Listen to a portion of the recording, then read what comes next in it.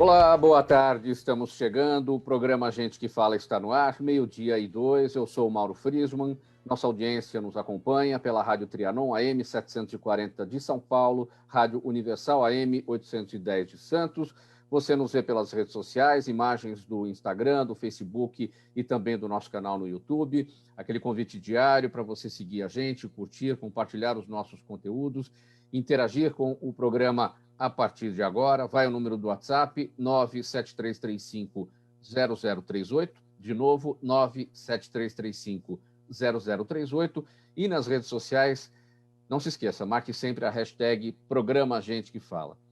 Pessoal, hoje é quinta-feira, de praxe, a edição do Gente do MPD que Fala, parceria nossa com o Movimento do Ministério Público Democrático e o apoio da Câmara Brasileira de Diagnóstico Laboratorial, a CBDL.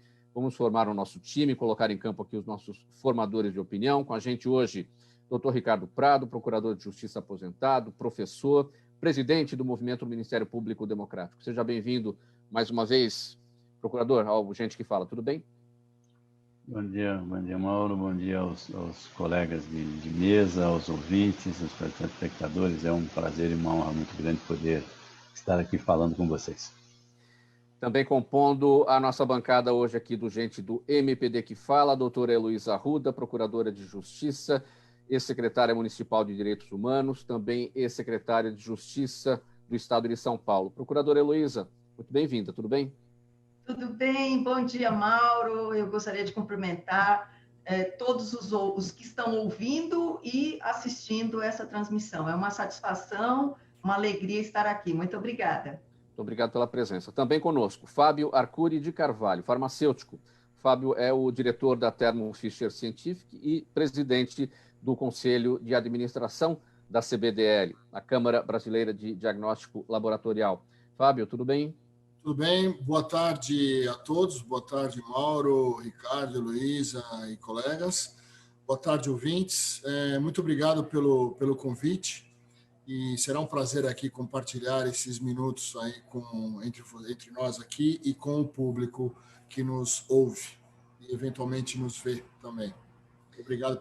Muito obrigado, Fábio. Olha, a gente também estará daqui a pouquinho, ainda não está conectada com a gente, com a ministra aposentada do STJ, Superior Tribunal de Justiça, Eliana Calmon, ex-corregedora nacional de Justiça, professora na Faculdade de Direito da PUC aqui em São Paulo. Mais alguns instantes para a conexão dela aqui na nossa sala de videoconferência, nesta edição do programa Gente do MPD que Fala de hoje. Vamos aqui ao nosso primeiro assunto, a votação unânime no Supremo Tribunal Federal e a denúncia apresentada pela Procuradoria-Geral da República forçaram deputados aliados do governo a rever a estratégia para tentar livrar Daniel Silveira, do PSL do Rio, da cadeia. Ontem, a Câmara passou o dia em articulações para derrubar a medida e, numa tentativa de aceno à Corte, a mesa diretora protocolou uma representação contra Silveira no Conselho de Ética, abrindo caminho para sua cassação. Porém, com o andamento da votação lá no Supremo, passou a predominar a tese de acatar o mandado de prisão. Procurador Ricardo Prado, bom, a gente tem informações a respeito do deputado Daniel Silveira lá na prisão, na Polícia Federal no Rio de Janeiro. Ele tem se mostrado decepcionado com o fato da Câmara não ter pautado ainda ontem a votação que poderia soltá-lo. Eu destaquei aqui no início, os 11 ministros do Supremo referendaram a prisão decretada pelo ministro Alexandre de Moraes, e a gente vê que a Câmara não está muito disposta mesmo a confrontar essa decisão. O que estaria por trás disso tudo? A gente já viu em outras situações na Câmara um espírito de corpo, né? Um espírito de corporativismo entre eles lá, especialmente quando o caso envolve corrupção. Aqui a gente não está vendo esse movimento. Eu acho que você tem duas situações que precisam ser avaliadas e que são distintas, né, Mauro? Você tem um problema que é o problema de críticas, né, contra personagens públicas, tá? E aí você inclui, inclusive, os ministros do Supremo, né? É lógico que, na verdade, os ministros não são políticos, né, de voto e etc. e tal, então não costumam participar tanto desses debates mais acalorados, né? Depois que o Supremo passou a filmar os seus julgamentos, etc., eles acabaram integrando também, no fim, a elite política do país, vamos dizer assim. Agora, você tem uma parte do discurso do deputado que é um discurso antidemocrático, né? Que é um discurso de ofensa às instituições do país, entendeu? Né? De ofensa ao Estado de Direito, né? De você querer fechar Congresso, querer fechar Supremo, né? Vir falando em ato institucional, entendeu? Que são coisas de um passado tenebroso, né? Então, essa parte do discurso é inaceitável, né? O país precisa, as instituições precisam tomar providências com relação a isso, certo? Quais serão as providências adequadas é o que nós vamos ver nos próximos capítulos dessa novela, entendeu? Se isso você atinge com o processo criminal, se isso você atinge com eventual cassação do mandato, mas o fato é que isso não pode passar em branco. Isso não há a menor sombra de dúvida, certo? Agora, compete realmente às lideranças políticas chegar a uma solução que seja razoável para isso, entendeu? Né? Passar a mão na cabeça e fazer que não aconteceu nada é o que não pode acontecer. Isso não há a menor sombra de dúvida. Procuradora Heloísa, quais são as providências adequadas nesse caso do deputado Daniel Silveira, na sua avaliação? Seu microfone fechado ainda, procuradora Heloísa. Vamos lá. Desculpe. Ok, agora então, sim. A minha opinião é de que a prisão poderia sim ter acontecido. Eu tenho algumas críticas de ordem técnica em relação a essa prisão. Acho que o caminho teria sido muito mais tranquilo se tivesse sido decretada uma prisão preventiva e não uma prisão em flagrante, né? E decretada a prisão em flagrante não pelo fundamento que foi colocado pelo ministro. Ele diz assim: eu estou decretando a prisão preventiva, a prisão em flagrante porque trata-se de um crime permanente. Ele não precisava ter usado esse fundamento, porque, na verdade, a prisão aconteceu logo após a postagem do conteúdo criminoso nas redes sociais. Então, não haveria necessidade desse fundamento. E mais ainda, ele decreta a prisão dizendo assim: eu estou decretando a prisão em flagrante porque os crimes são inafiançáveis. E, na verdade, se nós formos consultar o Código de Processo Penal, estes crimes, os crimes que foram imputados ao deputado Daniel Silveira, não são crimes inafiançáveis. Os crimes inafiançáveis são aqueles previstos na Constituição: a tortura, o tráfico ilícito de drogas e aqueles crimes equiparados a crimes hediondos. Estes são os crimes inafiançáveis previstos na Constituição. O Código de Processo Penal estabelece algumas situações nas quais o juiz deixa de conceder a fiança porque estão presentes, por exemplo, a formação de grupo armado incitando ataques à segurança institucional, ou no caso de haver motivos para decretar prisão preventiva. Então, o caminho da prisão preventiva teria sido muito menos questionável. E, aliás, o ministro Alexandre de Moraes já havia feito isso. No caso da ativista Sarah Winter, ele decretou a prisão preventiva. E este poderia ter sido o caminho ontem também. Então, os próximos passos, o que eu vejo agora em relação à Câmara? Acho difícil que eles deixem de sustentar esta prisão, uma prisão que foi confirmada, mesmo com estas críticas que eu faço às falhas técnicas, pelos outros todos ministros, ou seja, por unanimidade. A colocação em liberdade colocaria o deputado numa situação de vantagem, não é? Eu fiz tudo isso e estou em liberdade. Isso teria, assim, um carimbo de conivência que eu considero inaceitável. Então, eu acho que o caminho a ser seguido será a confirmação da prisão, até para acalmar os seguidores do deputado. Porque, a partir daí, qualquer ato de desassossego institucional, qualquer ato que seja confirmatório do que ele clamou no seu discurso poderá cair no colo, vamos dizer assim, da Câmara dos Deputados. Está vendo? Agora, os ministros do Supremo falaram que ele tinha que ficar preso. A Câmara soltou. Então, a responsabilidade é da Câmara. Essa agora, é a minha... todos os 11 ministros do Supremo Tribunal Federal, foi unânime, né? Então, todos referendaram a prisão decretada pelo ministro Alexandre de Moraes. Agora, essas falhas técnicas que a senhora considera, por exemplo, a prisão em flagrante poderia ser prisão preventiva e o crime afiançável e não inafiançável, a partir desta decisão dos 11 ministros, de forma unânime, isso pode ser modificado? Bom, pelo próprio ministro Alexandre de Moraes? Os advogados vão, claro, os advogados deputados já estão trabalhando para atacar estas eventuais falhas técnicas. E o que eu vou dizer é o seguinte: a confirmação pelo ministro Alexandre de Moraes da prisão nos termos como prisão em flagrante, isso abriria precedentes. O que acontece hoje no Brasil é o seguinte: toda prisão em flagrante precisa ser confirmada no que nós chamamos audiência de custódia.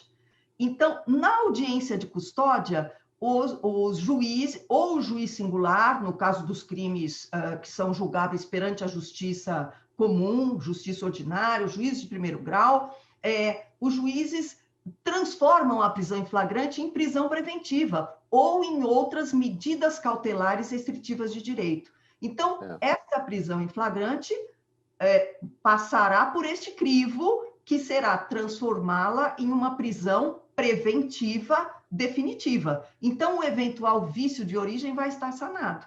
Agora, os advogados podem questionar, dizer assim, não poderia ter acontecido nem a prisão em flagrante, né? Porque, efetivamente, a justificativa que foi dada para a caracterização do estado de flagrância, na minha opinião, não está correta. Não se tratava de um crime permanente, né? Aquele que nós dizemos assim, aquele que se prolonga no tempo. E essa questão da audiência de custódia, isso vai acontecer hoje à tarde, eu vou falar a respeito agora com a nossa ministra aposentada do Superior Tribunal de Justiça, doutora Eliana Calmon, agora sim presente, conectada na nossa sala aqui de videoconferência, ex-corregedora nacional de Justiça, professora da Faculdade de Direito da PUC de São Paulo. Ministra Eliana Calmon, tudo bem? Seja bem-vinda mais uma vez ao programa Gente que Fala. Bom dia, muito bom dia a todos. A sua expectativa, a gente já está no andar aqui da carruagem desse tema, envolvendo o deputado Daniel Silveira, aí por conta agora da audiência de custódia. Seu entendimento, sua avaliação.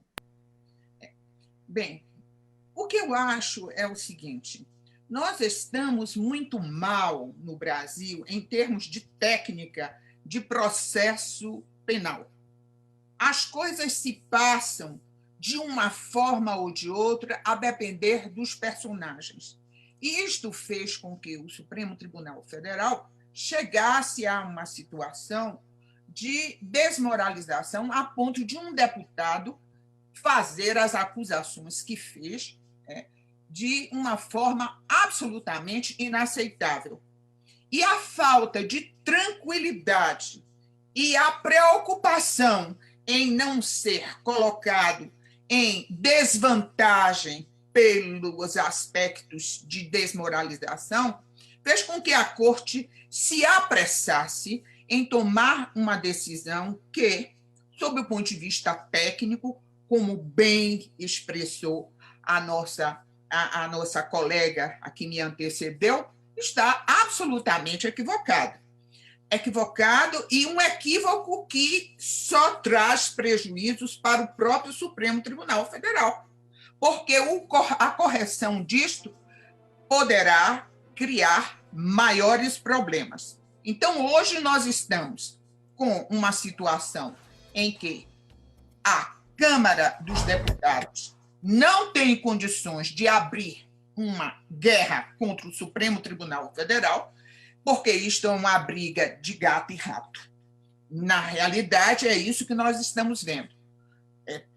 O grande número de parlamentares nas mãos dos ministros do Supremo Tribunal Federal, com muitos processos já instaurados para que eles deem as decisões que se protraem no tempo porque eles não querem examinar, é quase como uma forma de mantê-los sob custódia, e, do outro lado, o próprio Supremo Tribunal Federal, que já começa a ter problemas com a população, em razão das decisões equivocadas e muitas vezes diferenciadas que tomam em relação a um e outro.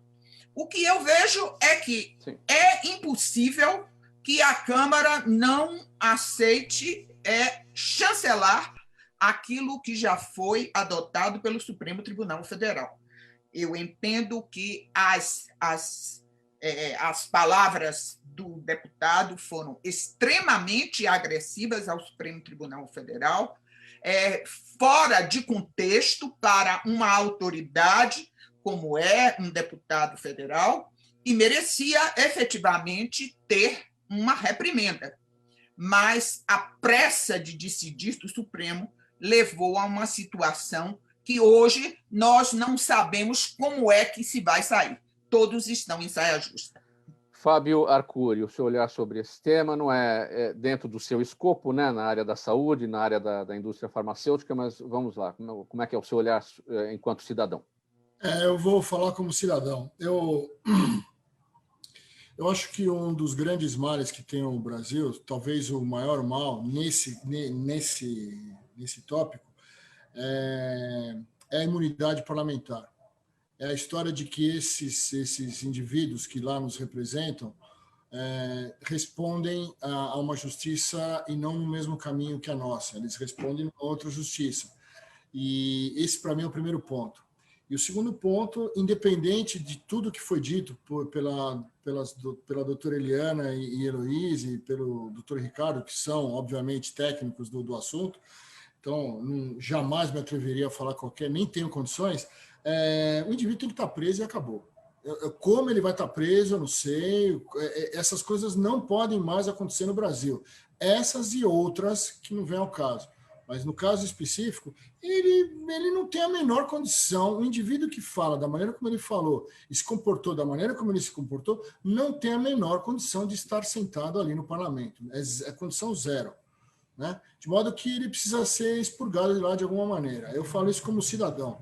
Né? Eu sei que é uma linguagem talvez até um pouco forte, tal, porque não é uma linguagem de direito, mas essa é a minha opinião. 12h19, programa Gente que Fala, você acompanha pela Rádio Trianon AM 740 São Paulo e Universal AM 810 Santos. Também estamos nas redes sociais. Hoje, edição do Gente do MPD que Fala, parceria nossa com o movimento do Ministério Público Democrático e o apoio da Câmara Brasileira de Diagnóstico Laboratorial. Serginho Souza hoje pilotando os comandos do programa na nossa mesa de som, 12h20. Serginho, vamos rodar aquele intervalo rapidinho, 30 segundos, a gente retorna. Até já. Está precisando de certificado digital? A SP Certificados é especializada para atender micros e grandes empresas de forma simples, rápida e descomplicada, com preços a partir de R$ 149. Localizada por toda a Grande São Paulo para estar junto de você, com o certificado digital ideal para sua necessidade. Entre em contato conosco, telefone 11 3854 1144 ou acesse nosso site spcertificados.com.br. Trianon AM 740, São Paulo. De volta com o programa Gente do MPD que Fala, edição de quinta-feira, parceria nossa com o movimento do Ministério Público Democrático e o apoio da Câmara Brasileira de Diagnóstico Laboratorial, 12h21 agora, e o próximo tema é o seguinte. Na noite do dia 12, sexta-feira passada, véspera de carnaval, digamos assim, né, véspera de carnaval, o governo federal divulgou 4 decretos alterando outros 4 atos do próprio governo de 2019 e com o propósito de ampliar o acesso às armas de fogo e afrouxar seu controle pelo poder público. Segundo o editorial de ontem do jornal Estado de São Paulo, esses novos decretos são ilegais, inoportunos e muito perigosos. Para o jornal, eles desrespeitam o Estatuto do Desarmamento e dão a exata dimensão das prioridades do governo de Jair Bolsonaro em um momento em que o país atravessa uma gravíssima crise de saúde pública. Bom, procurador Ricardo Prado, a gente entendeu, né, que esses novos atos do governo desrespeitam o Estatuto do Desarmamento de 2003, desrespeitam não apenas nos limites da lei, mas também porque entra numa competência que é exclusiva do legislativo, esse tema, não é não?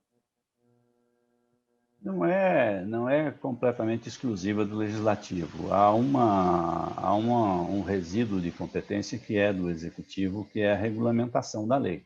Mas ele não pode, com o intuito de regulamentar, na verdade, mudar a legislação, né?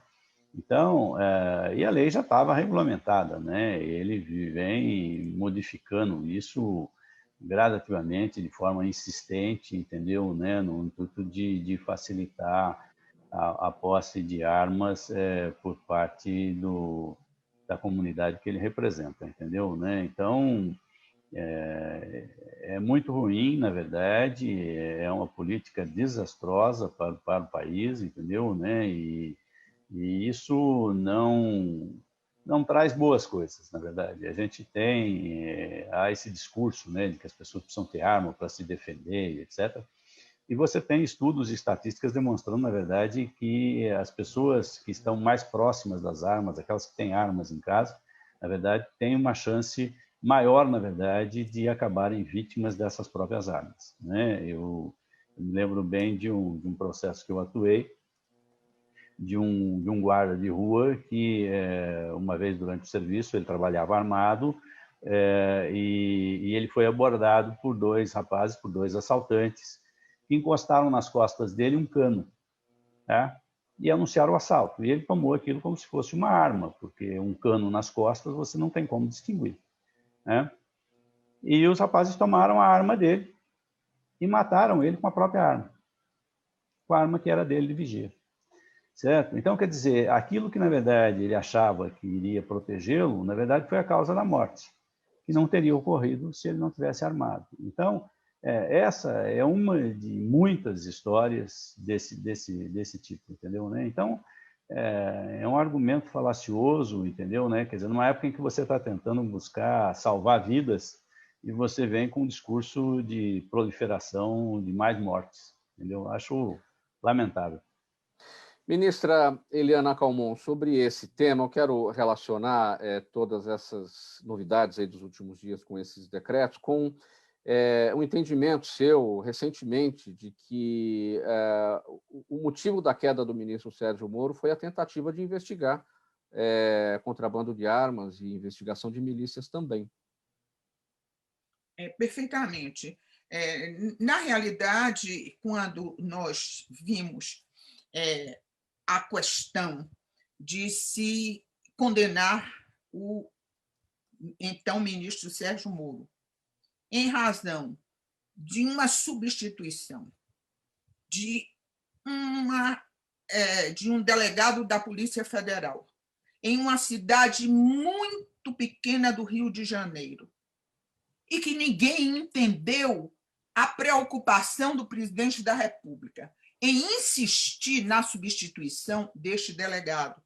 A revelia do seu ministro da Justiça veio, então, pelos jornais, pela mídia, a explicação. Naquela pequena cidade do Rio de Janeiro, havia um porto que era ligado às milícias, e as milícias faziam o desembarque não só de armas, mas também de tóxicos, né? Ali, aquele pequeno porto do Rio de Janeiro era usado pelas milícias. E, a partir daí, todas as especulações em torno de se proteger um novo delegado para um porto tão insignificante. E isto praticamente foi o ponto final para a ruptura do então ministro Sérgio Moro com o presidente da República, onde o pano de fundo foi a mudança do superintendente, do diretor-geral da Polícia Federal. De forma que estas violações que eu terminei revelando isso em uma entrevista que eu dei, tem um fundamento, e o fundamento é pela sequência de fatos aos quais eu acabo de fazer um resumo aqui. E tudo mostra, efetivamente, que o presidente tem necessidade de dar satisfação a eleitores, porque estes decretos continuados e que, efetivamente, eles terminam por agredir o Estatuto do Desarmamento, ele praticamente sabe que não vai conseguir manter. Mas, de qualquer forma, é uma sinalização para dizer a boa vontade que o presidente tem em satisfazer aos seus eleitores. E que eleitores são esses? Aqueles que usam armas. Porque a população precisa ter realmente temos de ter uma preocupação para desarmar os cidadãos brasileiros, principalmente nesta época de pandemia, onde todos estão bastante alterados. Procuradora Heloísa, agora vamos observar os passos da Câmara, né? No início da semana foi proposto um PDL, projeto de decreto legislativo, para derrubar um desses. Foram 4, né? Foram 4 decretos. Esse PDL derrubaria um deles. Vamos esperar o que vai acontecer. Sua avaliação. Sim, sem dúvida alguma. Eu espero que sejam efetivamente derrubados. Armar a população é um retrocesso. Tudo que nós vínhamos realizando antes, que é o desarmamento da população, cai por terra. Para atender, num primeiro momento, como bem falou a ministra Eliana Calmon, um grupo de eleitores do atual presidente da República. Eu me lembro que eu era secretária da Justiça e nós fizemos uma grande campanha que envolveu o governo federal e os estados, e no caso de São Paulo, a Secretaria da Justiça liderou essa campanha, que era a entrega das armas. E nós fizemos até um ato simbólico, que foi do quê? De destruição de armas. Eu, com esse meu 1,58 m, não é? Muito pequena, fui lá martelar armas, que era para dar um exemplo à população para que não se armasse. E o que eu vou dizer? Fui promotora do júri durante 20 anos na minha carreira como promotora de justiça. E o que eu vi foram centenas de tragédias se multiplicarem porque uma pessoa, num determinado momento da vida, estava armada. Pais de família que se sentaram no banco dos réus e que foram para a prisão. A pessoa era um pai de família, se envolveu num acidente de trânsito e, no momento da emoção, com uma arma, atirou num outro pai de família. Eu não vi isso acontecer uma vez só. Eu vi dezenas de vezes. Então, a mensagem tem de ser de desarmar, porque o pai de família não sabe usar arma. Ele não sabe usar arma. Ele não vai se proteger dos bandidos, porque os bandidos estão fortemente armados. A arminha automática que ele tem da casa dele não vai servir para protegê-lo.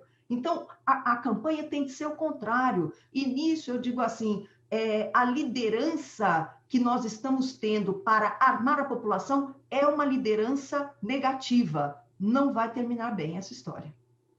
12h30, edição do Gente que Fala de quinta-feira, gente do MPD que Fala, parceria nossa com o Movimento do Ministério Público Democrático e o apoio da Câmara Brasileira de Diagnóstico Laboratorial. Fábio, vamos fazer o seguinte assunto aqui com você. Olha, há cerca de um ano, o mundo luta contra o coronavírus, que até agora vem vencendo a batalha, apesar da chegada de vacinas eficazes para combatê-lo. E a má notícia é que essa pandemia pode ser só a primeira de muitas. Para o virologista Christian Brechot, ex-diretor do Instituto Nacional Francês de Saúde e Pesquisa Médica e também do Instituto Pasteur, é preciso entender que 70% das epidemias são zoonoses, ou seja, vírus que são transmitidos por animais. E por isso o papel do homem na transformação da natureza tem influência direta e cada vez maior no aparecimento das doenças, como a Covid-19 e outras. Bom, um ano de toda essa situação, a gente está de olho nisso, a gente está de olho, estamos aprendendo que esses problemas vêm da transformação da natureza, transformação por nós causadas? Que lição a gente está tirando disso? Isso, de fato, isso não é uma novidade, né? Quer dizer, a passagem, né, entre intraespécies de vírus e outros patógenos já é uma coisa conhecida dos pesquisadores. Obviamente que a cada tempo, por uma questão até da própria evolução das espécies, vírus novos surgem e podem ou não ser efetivamente perigosos, como é o caso do Covid. Queria lembrar que essa é a variável 19, né? Então, tem 19 Covids antes desse aqui, né? E que foram descritos, alguns deles foram bem descritos e tal, presentes em morcegos, enfim, em outros mamíferos, mas em aves, a gente tem suínos, enfim. Eu acho que isso é relativamente, honestamente, eu acho que isso é relativamente bem cuidado. Com relação ao homem invadir o espaço, eu também acho que isso não tem muito o que fazer. Obviamente que a gente tem que cuidar de como isso é feito, de como a gente vai interagir com as espécies silvestres, que aí, no caso, as espécies silvestres são as mais complicadas. Mas eu acho que a grande questão, e que demonstrou agora, que esse momento nos demonstrou, é a falta de preparo dos líderes, de alguns dos líderes do planeta, em lidar com essa situação, tanto do ponto de vista técnico como do ponto de vista político. E eu reconheço que não é nada fácil, não gostaria de estar na pele de nenhum governante de nenhum lugar com uma pandemia dessas e tendo que fazer essas escolhas difíceis, né? Essas escolhas de Sofia difíceis, assim, o que eu faço? Eu abro o mercado e aumento o nível de contaminação, enfim. Então, mas de qualquer forma, a gente nota, e aí falando especificamente do Brasil, né, a gente notou um despreparo logístico, a gente verificou um despreparo técnico, a gente no quesito, por exemplo, da testagem. O Brasil testou muito pouco, né? O Brasil testou tão pouco que o pouco que tinha vai vencer, né? A gente sabe que testes que foram comprados pelo governo vão vencer e eles vão exportar os testes para o Haiti, se não me engano. Olha que maravilha, né? Aqui o brasileiro precisando ser testado e a gente não tem capacidade logística e estrutural de fazer os testes. Então, para não perder os testes, a gente dá os testes para o Haiti.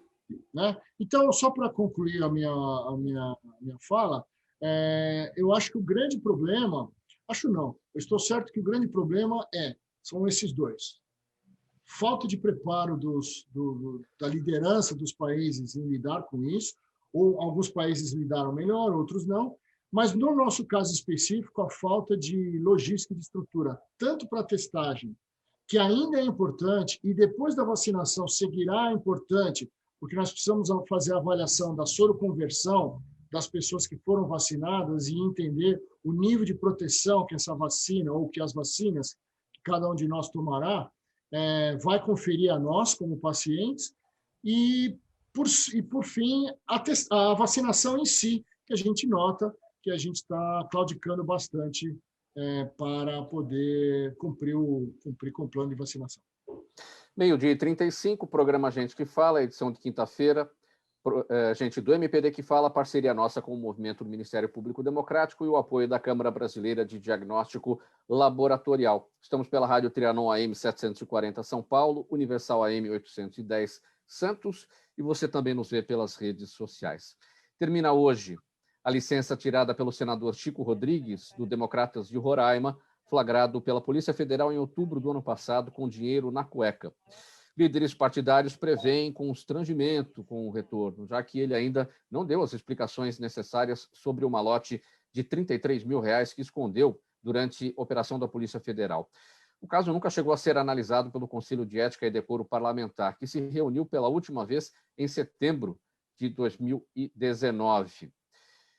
Procuradora Heloísa, e a questão aí, então, decoro parlamentar. E essa falta de decoro parlamentar para embasar uma perda de mandato que a gente não tem visto nos últimos tempos, é bem diferente daquela primeira situação que a gente conversou sobre o deputado Daniel Silveira, lá não está tendo um espírito de corpo, de corporativismo. Aqui parece sim. Parece não, está vendo, né?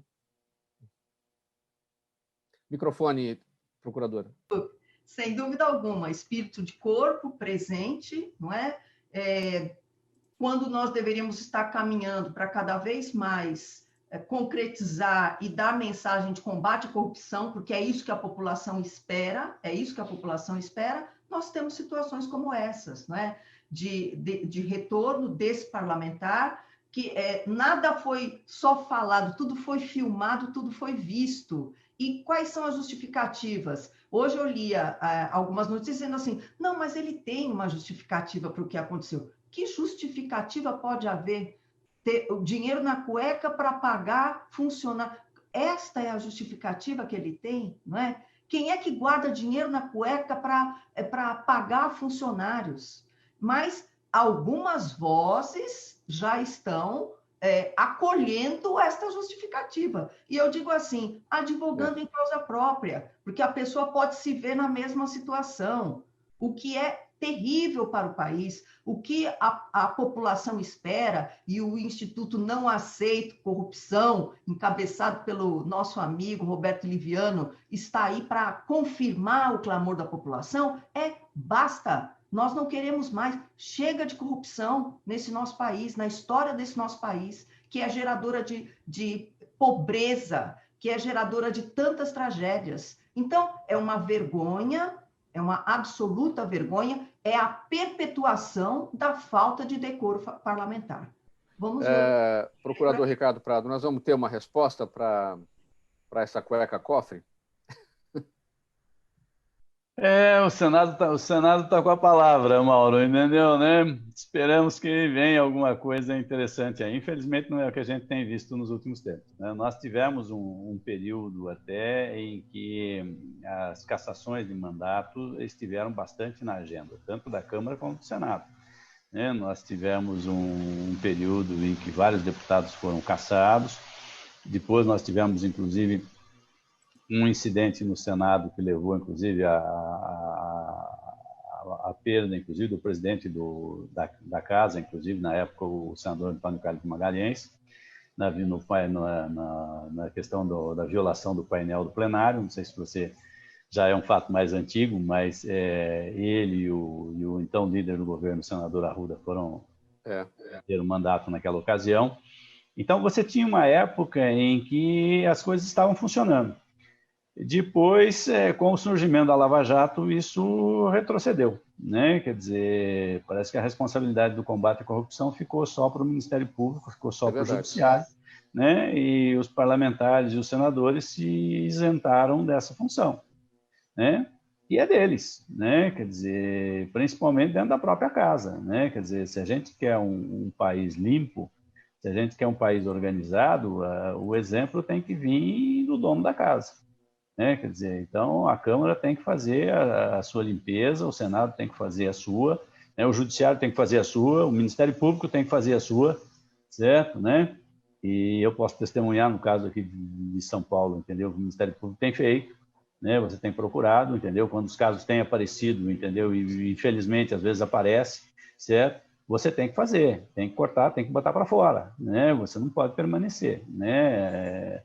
A primeira coisa contra a corrupção é botar o funcionário para fora. Isso é o mínimo, né, de botar na rua. Né? Além de você reparar os danos, recuperar o dinheiro, entendeu? Punir também, tá? Mas a primeira coisa é botar para fora. Então, isso a Câmara e o Senado tem que fazer. A função deles, isso não dá para delegar, nem para a Justiça, nem para o Ministério Público. É interessante essa correlação sua, procurador Ricardo Prado. Eu vou jogar para a ministra Eliana Calmon. Essa impressão, né, que passou durante esse período de Lava Jato, que parece que só a Lava Jato ficou responsável pelo combate à corrupção e a gente não viu mais parlamentares tirarem de circulação, digamos assim, aqueles que estavam aí em falta com decoro parlamentar. A gente não tem visto isso nos últimos tempos. Depois da palavra do nosso procurador, eu lembrei de um ditado muito comum, né? Eu era feliz e não sabia, porque essa comissão de ética do Senado já mostrou, como bem foi demonstrado, tantos feitos.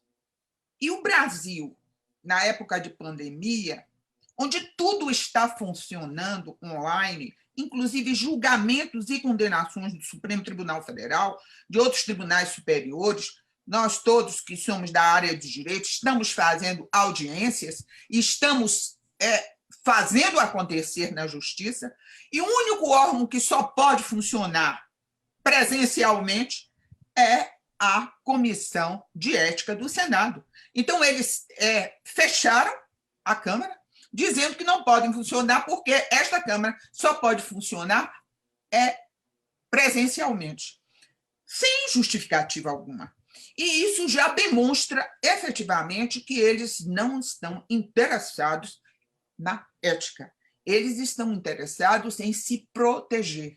Proteger como? Se proteger da população que está cobrando renitentemente ética e combate à corrupção. O que eles estão retrocedendo. Nós estamos vendo um retrocesso em todas as instituições. Ministério Público, Câmara e Senado, Presidência da República, e a cada dia é uma novidade de retrocesso. E este é um retrocesso. Faltando 17 minutos para 1, Serginho Souza pilotando os comandos do programa Gente que Fala de hoje. Nós vamos para mais um intervalo. Serginho, em 30 segundos a gente retorna com mais assuntos por aqui. Até já. Está precisando de certificado digital? A SP Certificados é especializada para atender micros e grandes empresas de forma simples, rápida e descomplicada, com preços a partir de R$ 149. Localizada por toda a Grande São Paulo para estar junto de você, com o certificado digital ideal para sua necessidade. Entre em contato conosco, telefone 11 3854 1144 ou acesse nosso site spcertificados.com.br. Trianon AM 740, São Paulo. Faltando 16 minutos para 1 da tarde, de volta com o programa Gente que Fala, edição de quinta-feira, gente do MPD que Fala, parceria nossa com o Movimento do Ministério Público Democrático e o apoio da Câmara Brasileira de Diagnóstico Laboratorial. Ao vivo pela Trianon AM São Paulo, Universal AM Santos e também por imagens nas redes sociais. Mais 2 temas importantes para a gente tratar aqui, pessoal. Eu vou pedir bastante brevidade por conta do nosso tema. A gente falava no bloco anterior sobre a questão do dinheiro na cueca lá do senador Chico Rodrigues. E as entidades de combate à corrupção recorreram ao Supremo Tribunal Federal para tirar as notas de R$ 200 de circulação. A nota estampada pelo Lobo Guará foi colocada em circulação no início de setembro do ano passado. O Banco Central justificou o lançamento pelo risco de escassez de cédulas para o pagamento do auxílio emergencial. E para os ativistas, porém, as notas de R$ 200 facilitam a prática de ilícitos, sobretudo relacionados à lavagem de dinheiro, da corrupção e também do crime organizado. Bom, as entidades de combate à corrupção que recorreram ao STF, entre elas, temos o Instituto Não Aceito Corrupção, presidido pelo procurador Roberto Liviano, tem o Transparência Partidária, tem outras organizações. O que acontece? Pediram à ministra Carmen Lúcia, do Supremo, a ministra é a relatora da ação de descumprimento de preceito fundamental, para que seja interrompida, portanto, a emissão das notas de 200. Vamos relacionar isso, então, procurador Ricardo Prato, com o assunto que a gente acabou de tratar, os R$ 30 mil na cueca do senador Chico Rodrigues, né? Nota de 200 facilita muito ações desse tipo. Nós acreditamos que sim, Mauro. O MPD também é um dos signatários da manifestação das entidades, entendeu? Nós estamos junto com a Transparência, junto com o Instituto Não Aceito Corrupção, nessa luta, porque nós entendemos, na verdade, que o dinheiro que você usa no dia a dia é a nota miúda, né? Quer dizer, são as notas de R$10, de R$20, etc. Os dinheiros maiores hoje, eles são todos digitais, né? Você não transfere R$2.000 hoje com dinheiro, você faz isso via bancária, né? Então, quem tem dificuldade de acesso a banco é a população, na verdade, que tem um rendimento menor, né? E que não consegue pagar as tarifas, etc. e tal, e por isso trabalha mais com dinheiro à vista, mas mesmo a nota para eles, a nota de R$200 é horrível, porque você não consegue trocar, entendeu? Né? Você vai no comércio, você vai numa nota daquela lá, viram para você, não tem troco, não tem troco. Então, e agora, para a criminalidade organizada, para você guardar dinheiro na mala e etc., aí realmente a nota de 200 facilita enormemente, entendeu? Né? Então, e é outra coisa que, na verdade, o Estado está perdendo o controle, né? Você está facilitando, né, o descontrole em questão de armas, você está facilitando o descontrole na questão financeira, entendeu? Né? E aí, realmente, você facilita para quem quer fazer negócios ilegais. Eu não tenho dúvida com relação a isso. Outro assunto aqui importante também, organizações da sociedade civil divulgaram carta aberta ao presidente da Câmara, o deputado Arthur Lira, por mais transparência e participação da sociedade nas discussões sobre possíveis mudanças em leis partidárias e eleitorais. A carta, assinada pelo Instituto Não Aceito Corrupção, também pela Transparência Partidária e outras 14 entidades. Ricardo, o MPD também está nessa? Também, né? Critica a instalação do grupo de trabalho e vai propor mudanças no Código Eleitoral e pode incluir alterações nas leis das eleições e da inelegibilidade.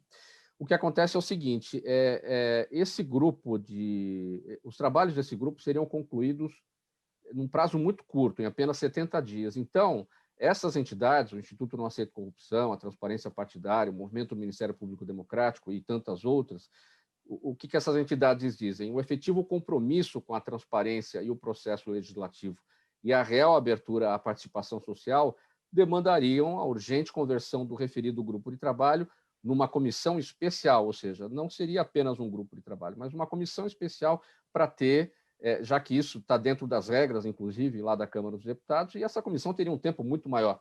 Não é, procurador Ricardo Prado? É a diferença entre você vir com um pacote pronto e você construir essa alteração junto com a sociedade. Né? Então, a diferença de procedimento é essa, entendeu? Do jeito que está, nós teremos um pacote pronto para ser colocado goela abaixo da sociedade. Né? E a outra forma é a ideia de que a sociedade participe da formulação do projeto, para que isso possa ter uma abrangência e realmente atender os interesses de todos, e não apenas os interesses apenas de alguns. Né, Mauro?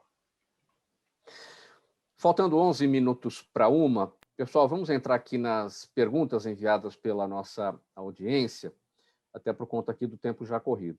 Procuradora Eliana Calmon, procuradora não, ministra, desculpe, Eliana Calmon, o seu Jaime do Jardim Bonfilholi, sempre participando com a gente aqui, diariamente, ele pergunta para a senhora, juridicamente, como é que fica a situação do deputado que assediou, deputado estadual, que assediou uma colega em plena sessão plenária na Assembleia Legislativa, aqui de São Paulo, lembrando que as imagens foram amplamente divulgadas. Bem, juridicamente, ele está subordinado a todas as leis que qualquer cidadão brasileiro está. E, mais ainda, ele tem de prestar contas ao próprio parlamento ao qual ele pertence, em razão de um processo já instaurado na Comissão de Ética, e administrativamente também, porque ele é um servidor público. De forma que nada está diferenciando ele de todo e qualquer cidadão que comete este crime. Outra pergunta aqui, que vai, deixa eu ver aqui, para o Fábio, a Vera Lima também, sempre participando com a gente, nossa audiência no Facebook. Uma pesquisa divulgada ontem, diz aqui a Vera Lima, apontou que a vacina da Pfizer teve a eficácia reduzida em 2/3 por conta da mutação sul-africana do coronavírus. Até que ponto isso é preocupante, pergunta a Vera Lima, Fábio Arcuri. Olha, pouco se sabe sobre essa doença ainda, né?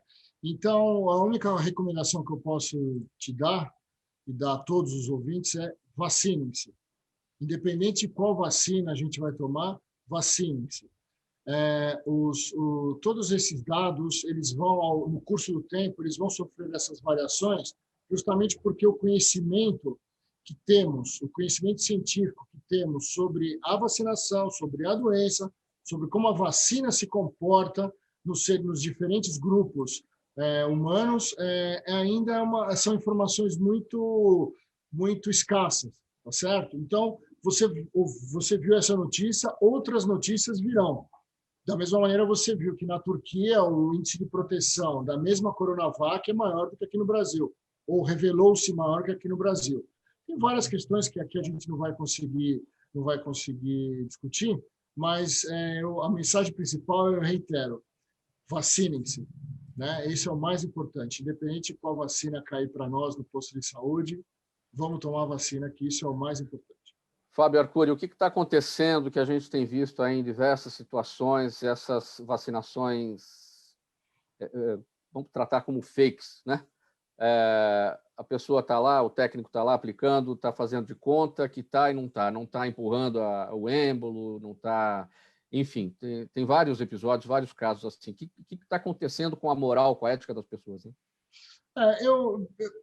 A sociedade brasileira sofre desse mal já faz algum tempo, né? Quer dizer, indivíduos querendo furar fila não tendo civilidade, não se comportando como um cidadão normal, entrando na fila, né? As pessoas tentando buscar alternativas, tentando comprar, tentando corromper para furar fila. Tudo isso faz parte de alguma das coisas que foram discutidas hoje aqui, né? Eu de verdade, Mauro, eu custo acreditar que num posto de saúde um atendente possa fazer isso. Até porque você vai ver o cara aplicar a vacina, todas as vezes que eu me vacinei, ele abre o frasco na frente, ele mostra qual é a vacina que está tomando, e ele aplica a vacina e você vê ele aplicando a vacina. De modo que eu sinceramente, eu tenho dúvidas em relação a esse tipo de notícia, como também tenho dúvidas em relação a indivíduos que aplicam alguma coisa que seja vacina, por conta de que hoje você não compra vacina, hoje a vacina é gratuita, né? A gente fica em dúvida porque é algo realmente inimaginável, né? É inconcebível, né? Então a gente fica realmente na dúvida. De verdade, então vamos lá, falando do seu ponto, para as pessoas que forem se vacinar, peçam para que o atendente mostre o frasco, fiquem atentos a como ele vai vacinar, tal, e observem todo o processo. Eu sempre me foi dado, sem eu pedir, me foi dado essa oportunidade, essa visibilidade. É um direito, né? Claro. Então, eu acho difícil. Com essa escassez de vacina, eu acho difícil. Né? Juliana Rocha, nossa audiência no Instagram, pergunta para a procuradora Luísa, sua opinião, procuradora, sobre a revisão que o Ministério da Mulher, Família e Direitos Humanos pretende fazer no Programa Nacional de Direitos Humanos. Tem sido criticada, né, essa mudança, que na verdade não significaria não um avanço, mas um retrocesso, né? Mas assim, o que eu acho mais importante de tudo a respeito das questões relativas a direitos humanos, é importantíssima a participação da sociedade civil. E isso eu falo de vida vivida, como secretária municipal de direitos humanos, que por vezes eu tinha uma compreensão a respeito de determinado assunto e a sociedade vinha e me relatava o que ela realmente queria. Então, nós temos que acompanhar, temos que acompanhar para e passo essas mudanças que vão acontecer, mas eu considero que hoje a sociedade civil, nas questões relativas a direitos humanos, está muito bem estruturada para dizer não aos eventuais retrocessos. Nós caminhamos, sim, nas políticas de direitos humanos no Brasil, caminhamos. No curso dos últimos 30 anos, questões relativas ao combate ao racismo, à homofobia e muitas outras, na recepção, no acolhimento dos imigrantes, tivemos muitos avanços. E isto fez com que a sociedade civil se mobilizasse. Então, vamos acompanhar, né? Procurador Ricardo Prado, uma pergunta aqui, correlata ali com o que a gente conversou agora com o Fábio Arcuri. Como é que o Ministério Público vem atuando em relação aos fura-filas e aos desvios de imunizantes, as tais faltas as falsas aplicações e todos os demais problemas que tem havido no processo aí de vacinação? Acho que o Ministério Público tem acompanhado tudo isso, está instaurando os procedimentos necessários para verificar isso. A gente precisa tomar cuidado também com essa história dessas fake news que tem rodado o país, né? Então, essa história, por exemplo, de vacinas que não são dadas, de etc. e tal, para gerar desconfiança, inclusive, com relação ao serviço de saúde, isso precisa checar direito para ver se essas coisas realmente conferem, né, Mauro? Para ver se nós não estamos diante de mais uma campanha de desinformação da população. Infelizmente, é o que nós temos visto com com farta munição nesse país, essas campanhas de desinformação. E no que tange à pandemia, ao vírus, à vacina, etc., isso tem sido assim horroroso, né? É uma máquina de fake news, um negócio absolutamente impressionante. Então, não fico um pouco com a observação do Fábio, no sentido de que o serviço de saúde no país, né, nessas questões de vacinação, sempre funcionou muito bem, entendeu? Né? Nós temos coisas no país das quais nós podemos nos orgulhar, entendeu? Né? E nós temos hoje a honra, inclusive, aqui de ter na mesa aqui exatamente pessoas das quais a gente pode se orgulhar, certo? A ministra Eliana foi um exemplo excepcional na questão do combate à corrupção quando foi corregedora da magistratura, né? A Heloísa é um exemplo extraordinário na questão de defesa de direitos humanos, entendeu? Na questão de quando foi secretária da Justiça, quando foi secretária do município, né? Nós temos aqui um profissional competente, no caso do Fábio, entendeu? De você, Mauro, como jornalista, entendeu, né? Então, quer dizer, o país tem muita coisa boa, tem muita gente séria trabalhando, entendeu, né? E você tem um grupo, infelizmente, de pessoas mal intencionadas buscando colocar todo mundo em briga, todo mundo em guerra, como se ninguém prestasse, como se nada aqui fosse bem feito. Entendeu? É uma lástima isso, essas campanhas de desinformação com relação à vacina e à pandemia. Muito bem, nosso tempo se esgotando. Vamos para as breves despedidas. Você está com a palavra, procurador Ricardo Prado, seu texto final, bem breve. Gostaria de agradecer a todos, agradecer aos ouvintes que estiveram conosco, agradecer aos nossos convidados, agradecer a ministra Eliana, a Heloísa, que eu tive o prazer de trabalhar, agradecer ao Fábio, a você, Mauro, a toda a produção do programa. Muito obrigado. Bem breve, Fábio Arcuri, sua despedida. Eu queria falar ao pessoal todo que nos ouve, vacinem-se. E também queria falar, procurem fazer os testes, sejam os testes de PCR ou sorológico, de antígeno, porque é muito importante a gente entender aonde estamos nessa doença, como indivíduos, e vacinem-se. Muito obrigado pela oportunidade, foi um prazer compartilhar com a doutora Eliana, Heloísa, doutor Ricardo, com você, Mauro, essa hora aqui. Foi muito bom, muito obrigado.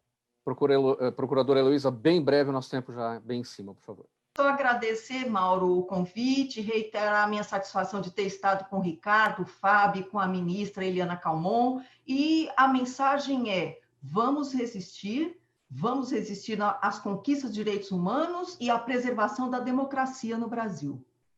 Ministra Eliana Calmon, bem breve sua despedida. Um prazer estar participando, agradecer a todos os companheiros a oportunidade e dizer o seguinte: a luta continua. Nós não demos adeus às armas. Nós estamos com a arma da palavra escrita e falada. Muito obrigado pela presença de todos. Em nome da equipe do programa Gente que Fala, nessa edição do Gente do MPD que Fala, que acontece toda quinta-feira, a parceria nossa com o Movimento do Ministério Público Democrático e o apoio da Câmara Brasileira de Diagnóstico Laboratorial. Com a gente hoje o Procurador de Justiça Ricardo Prado, a Procuradora de Justiça Heloísa Arruda, também o Fábio Arcuri de Carvalho, que é o presidente do Conselho de Administração da CBDL, e a ministra aposentada do Superior Tribunal de Justiça, Eliana Calmon. Na mesa de som com a gente hoje, eu falei por diversas vezes aqui o Serginho Souza, mas não, aqui houve um erro de comunicação. É o Fabiano Souza que está aqui com a gente hoje, pilotando os nossos controles do programa. Obrigado, Fabiano. Apresentação minha, Mauro Friesman, Sérgio Souza na gerência técnica da Rádio Trianon, Pedro Esquiavon, pauta e redação, Zenilda Salvato, nossa diretora de produção, Fausto Camunha, nosso diretor-geral, e você, ouvinte, espectador, a razão da nossa presença aqui todos os dias, 1 e 1, obrigado, até amanhã, tchau.